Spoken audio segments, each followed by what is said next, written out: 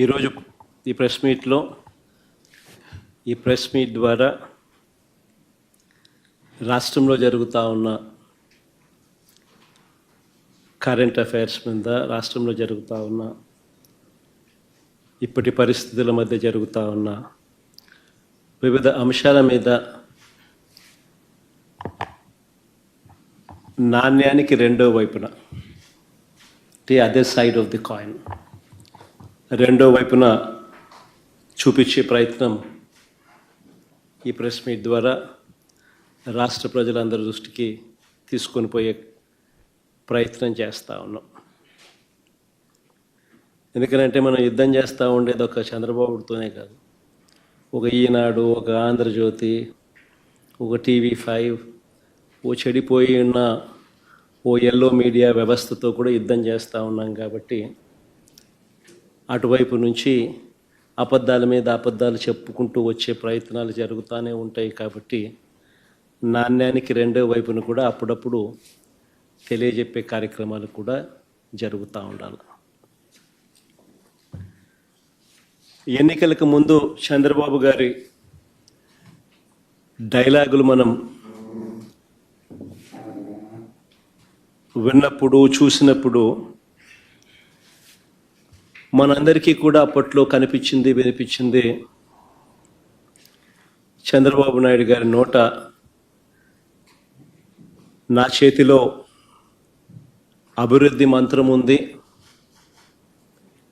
సంపద నేను సృష్టిస్తాను, సంక్షేమ పథకాలన్నీ కూడా నేను అమలు చేస్తాను, జగన్ చేసేటివన్నీ కూడా నేను ఇస్తాను, అంతేకాదు జగన్ కంటే ఎక్కువ కూడా నేను చేస్తాను అని చెప్పి ఎన్నికలకు ముందు, కరెక్ట్గా సంవత్సరం ముందు చంద్రబాబు నాయుడు గారు చెప్పిన మాటలన్నీ కూడా మనకు గుర్తుకొస్తాయి. నేనైతే రాష్ట్రాన్ని బాగు చేస్తానని కూడా, జగన్ హయాంలో రాష్ట్రం శ్రీలంక అయిపోయిందని కూడా, ఇటువంటి తప్పుడు మాటలకు కూడా చంద్రబాబు నాయుడు గారు చెప్పుకురావడం కూడా మనం విన్నాం. సరే, చంద్రబాబు నాయుడు గారి 12 నెలల పాలన చూద్దాం. చంద్రబాబు నాయుడు గారి 12 నెలల పాలన చూస్తే రాష్ట్ర ప్రభుత్వానికి సంబంధించిన ఆర్థిక పరిస్థితి ఎలా ఉంది అన్నది మొట్టమొదటగా మొదలెడదాం. మా హయాంలో అయితే కోవిడ్ లాంటి మహమ్మారిని కూడా ఎదుర్కొని మేము రాష్ట్రాన్ని నడపవలసిన పరిస్థితి మా హయాంలో జరిగింది. ఇంతకుముందు ఎప్పుడూ చూడాల కోవిడ్ లాంటిది ఒకటి ఉంటుందని, కోవిడ్ లాంటిది ఒకటి రాగలుగుతుందని, దానివల్ల రాష్ట్రం అతలాకుతలం కాగలుగుతుంది అన్న పరిస్థితులు ఎప్పుడూ కూడా ఎవరు కూడా గతంలో చూడాల.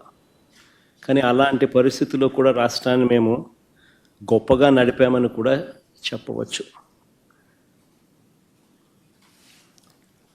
గొప్పగా నడుపుతూనే ఒకవైపున సంక్షేమం చూపించాం, మరోవైపున అభివృద్ధిని కూడా గొప్పగా నడుపుతూ చూపించగలిగాం.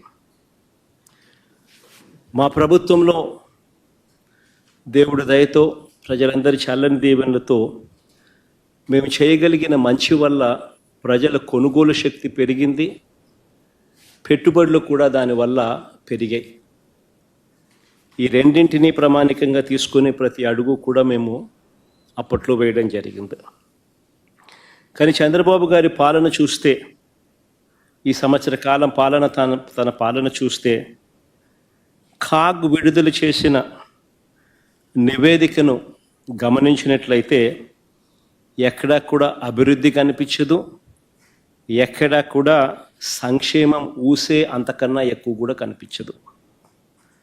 బాబు గారి పాలనంతా కూడా ఈ సంవత్సర కాలంలో మోసాలతో నడిపిన, ప్రజలకిచ్చిన హామీలన్నీ కూడా ఎగరకొడుతూ మోసాలతో గడిపిన పాలనే కనిపిస్తుంది. రాష్ట్రానికి సంబంధించిన ఒకసారి స్టేట్స్ ఓన్ రిసోర్సెస్ SOR ఒకసారి గమనించినట్లయితే, టేబుల్ మీ అందరి ముందర కూడా టేబుల్ కూడా చూపిస్తూ ఉన్నాం. ఈ 12 నెలల కాలంలో స్టేట్స్ ఓన్